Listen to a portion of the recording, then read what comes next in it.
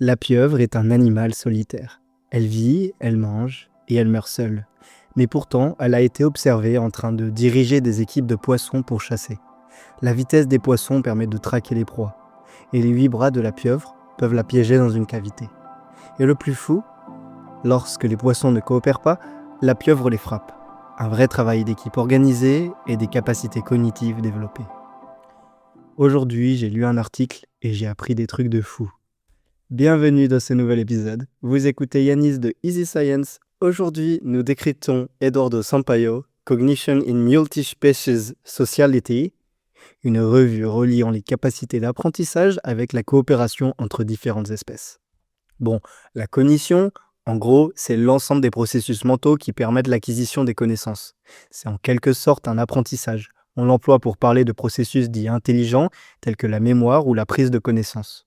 C'est donc tout ce que le cerveau fait pour comprendre, penser, apprendre, etc. Et là, on se demande comment elle peut influencer les relations entre espèces et quel est son impact sur l'évolution. Et donc, la coopération, c'est le cas dans lequel les deux espèces auront un bénéfice à la fin. Sinon, il n'y aurait pas de raison de coopérer, ou ce ne serait que de l'opportunisme. Parlons un peu de ce que la science sait. L'article présente 4 exemples de coopération interespèces, c'est-à-dire entre deux espèces différentes. La dernière concerne les pieuvres, qui prendront l'intérêt de toute la revue. Mais c'est néanmoins celle que j'ai trouvée par ailleurs la plus intéressante. En tout premier, on a le célèbre cas des stations de nettoyage dont vous avez sûrement déjà entendu parler. C'est celles dans lesquelles les petits poissons ou crevettes mangent et nettoient les parasites des grands poissons, sur la peau, des yeux ou dans la bouche. Les nettoyeurs se nourrissent et les poissons se débarrassent des parasites. Et ce qui est intéressant, c'est que les poissons adaptent leur comportement en fonction du client et de ses réactions.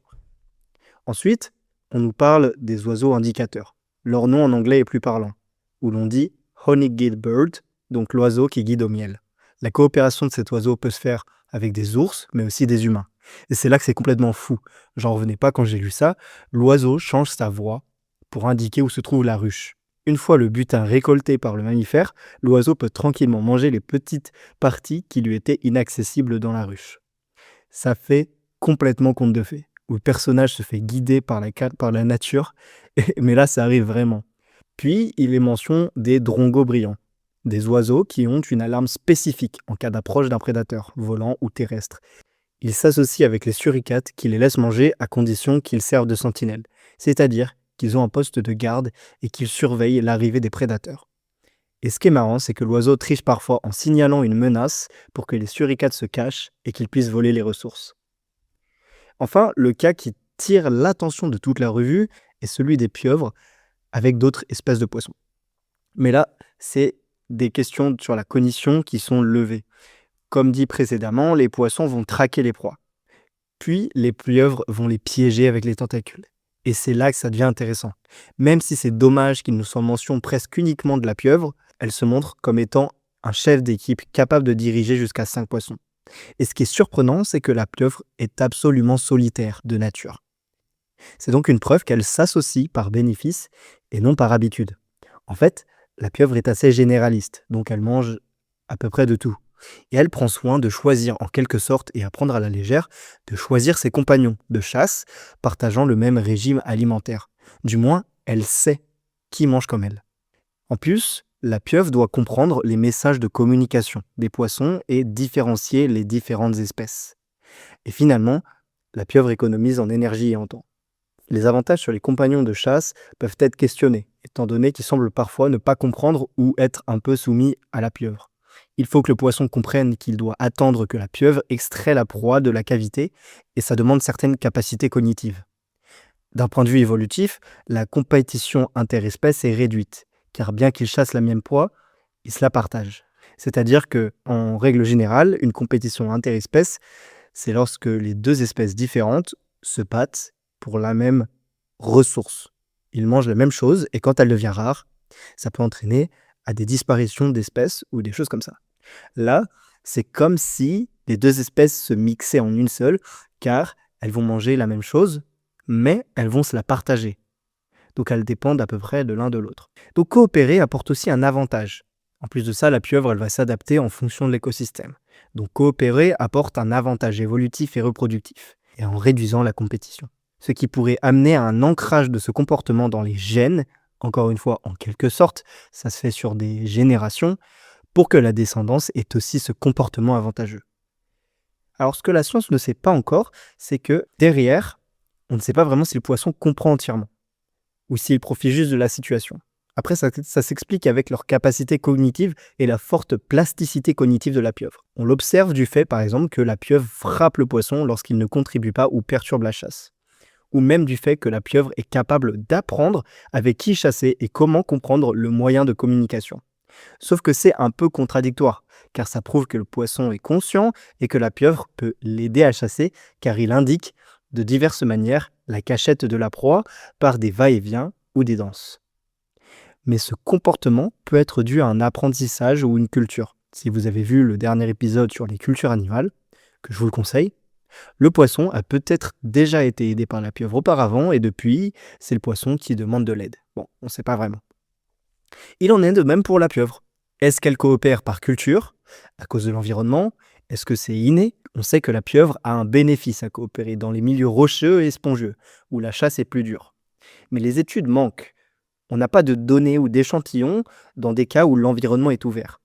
Donc, on ne sait pas vraiment. Mais supposons que la pieuvre coopère uniquement parce qu'elle en a besoin. Si on prend une pieuvre d'un milieu rocheux et qu'on la transplante, donc qu'on la déplace vers un milieu différent qui est un milieu ouvert, donc des complètement différentes sous-populations de son espèce, alors elle devrait bien arrêter de coopérer, car il n'y a plus bénéfice. Ou bien elle continuera, car c'est ancré dans sa culture. Et ça, c'est quelque chose à faire et c'est quelque chose qui a été questionné et dont ils vont probablement, qui fera probablement l'objet d'une prochaine étude. La revue est plein de trous. On se pose aussi des questions de comment la pieuvre a appris. On peut supposer plusieurs choses. Soit la pieuvre a cette capacité innée et s'est ancrée dès la naissance, soit la pieuvre a appris en voyant d'autres pieuvres et donc ça devient une culture, et soit c'est un hasard dans lequel la pieuvre a pris profit de la situation grâce à ses grandes capacités cognitives. La dernière hypothèse est la plus plausible, car toutes les pieuvres de cette espèce, Octopus cyanea, ne coopèrent pas. Il y a une possibilité que ce comportement ait évolué d'une pression écologique du passé, les forçant à coopérer. Et il semble même que les pieuvres qui coopèrent ont une prédisposition. Donc on ne sait pas vraiment, et on ne sait pas non plus si les autres espèces de pieuvres coopèrent. Parce que là, une seule espèce a été étudiée. C'est un peu désavantageux dans cette recherche, et c'est très centré, mais les recherches sont encore en cours. Et oui, pour l'évolution, ces interactions peuvent être influentes, car elles changent les facteurs de la niche écologique. Le fait que la chasse devienne indépendante pour la pieuvre pourrait l'amener à des pertes de caractère, comme son efficace vision et des gains de caractère, comme un meilleur usage de ses tentacules. Derrière, la pieuvre sera désavantagée, car en cas de changement environnemental, elle nécessitera la coévolution avec les compagnons de chasse parce qu'elle va dépendre d'eux. Et cela, malgré le fait que la pieuvre puisse apprendre, lui permet de comprendre les avantages de la coopération et de s'adapter mieux aux facteurs écologiques pour une meilleure compréhension et compréhension des partenaires. Donc, dans le meilleur des points de vue, la pieuvre ne doit pas dépendre des autres poissons. Il est donc maintenant temps de comprendre si les comportements sont limités ou s'ils s'apprennent. Quels sont les prérequis pour collaborer? Quels sont les coûts énergétiques et bénéfices? Quelles sont les conditions écologiques nécessaires à l'éveil et au comportement? Comment la collaboration se développe au cours de la vie d'un individu? Et si Octopus cyanea est la seule à coopérer? La pieuvre ne sait peut-être pas qu'elle coopère. Elle fait ce qui marche dans la nature. Alors à vous de me dire, qu'en pensez-vous?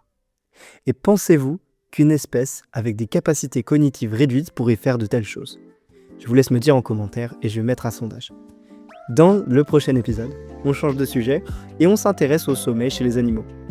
Si cet épisode t'a aidé à mieux comprendre comment la science décrypte le monde animal, n'hésite pas à t'abonner au podcast et à le partager autour de toi.